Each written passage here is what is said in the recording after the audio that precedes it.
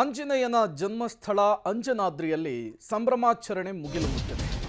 ಅಂಜನಾದ್ರಿಯಲ್ಲಿ ಹನುಮಾಮಾಲಾ ವಿಸರ್ಜನಾ ಕಾರ್ಯಕ್ರಮವನ್ನು ಇವತ್ತು ಹಮ್ಮಿಕೊಳ್ಳಲಾಗಿದೆ.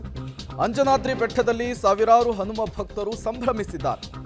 ವೀರ ಸಾವರ್ಕರ್ ಮೋದಿ ಫೋಟೋವನ್ನು ಹಿಡಿದು ಹನುಮ ಭಕ್ತರು ಘೋಷಣೆ ಕೂಗಿದ್ದಾರೆ. ಮತ್ತೊಮ್ಮೆ ಮೋದಿ, ಮತ್ತೊಮ್ಮೆ ಮೋದಿ ಎಂಬ ಕೂಗು ಅಂಜನಾದ್ರಿಯಲ್ಲಿ ಪ್ರತಿಧ್ವನಿಸಿದೆ. ಕೊಪ್ಪಳ ಜಿಲ್ಲೆಯ ಗಂಗಾವತಿ ತಾಲೂಕಿನ ಅಂಜನಾದ್ರಿ ಪರ್ವತದಲ್ಲಿ ಇವತ್ತು ಹನುಮಾಮಾಲಾ ವಿಸರ್ಜನಾ ಕಾರ್ಯವನ್ನು ಹಮ್ಮಿಕೊಳ್ಳಲಾಗಿದೆ.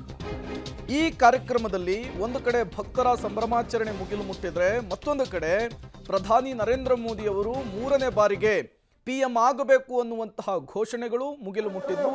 ವೀರ ಸಾವರ್ಕರ್ ಫೋಟೋವನ್ನು ಕೂಡ ಇಲ್ಲಿ ಪ್ರದರ್ಶನ ಮಾಡಲಾಯಿತು. ನೀವು ಕೂಡ 2 ವಿಜುವಲ್ಸ್ ಅನ್ನು ಗಮನಿಸ್ತಾ ಇದ್ದೀರಿ.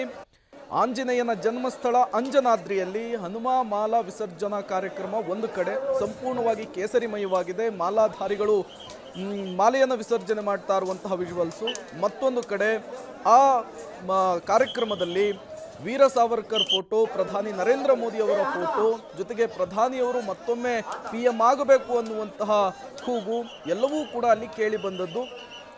ಇದು ಅಂಜನಾದ್ರಿಯಲ್ಲಿ ನಡೆದಂತಹ ಹನುಮಾಮಾಲಾ ವಿಸರ್ಜನಾ ಕಾರ್ಯಕ್ರಮದಲ್ಲಿ ನಡೆದಂತಹ ಘಟನೆ, ಕೊಪ್ಪಳದಲ್ಲಾದಂತಹ ಘಟನೆ.